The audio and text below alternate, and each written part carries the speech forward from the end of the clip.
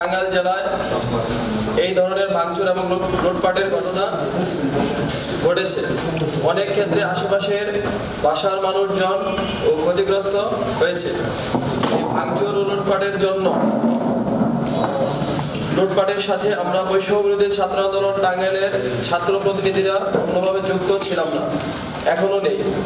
বিভিন্ন জায়গা থেকে আমাদের উপর অভিযোগ আসছে যে আমরা হয়তো এই ঘটনাগুলোর সাথে জড়িত।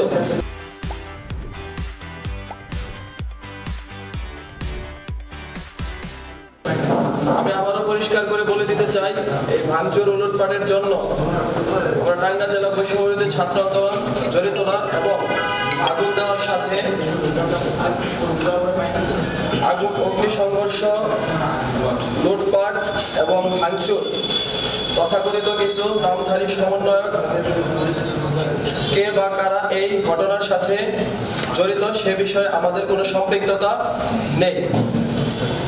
আরেকটি বিষয় আপনারা ইতিমধ্যে জানেন, স্বরাষ্ট্র মন্ত্রণালয়ের তত্ত্বাবধানে আজ থেকে সারা দেশে শুরু হতে যাচ্ছে অপারেশন ডেভিল হান্ট।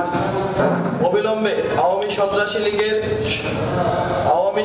লীগের সন্ত্রাসীদের আইনের আওতায় আনার উদ্দেশ্যে এই অপারেশন চলবে। স্বরাষ্ট্র মন্ত্রণালয়কে এই মিশন সফল করার জন্য আহ্বান জানাচ্ছি। আওয়ামী লীগের মতো সন্ত্রাসী দলের বিরুদ্ধে আমরা ছাত্র সমাজ সর্বদা প্রস্তুত আছি। ইনকলাব জিন্দাবাদ। তো সেই ক্ষেত্রে আমাদের যারা আমরা আন্দোলন করছি, যারা আমরা জনগণের জন্য কাজ করে যাচ্ছি, আমাদের যে ফ্যাসিবাদের বিরুদ্ধে লড়াই করে যাচ্ছি, সেই লড়াই সংগ্রামের ক্ষেত্রে আপনারা ছাত্র জনতা শ্রমিক যারা আছেন সবাই সম্পৃক্ত রয়েছে।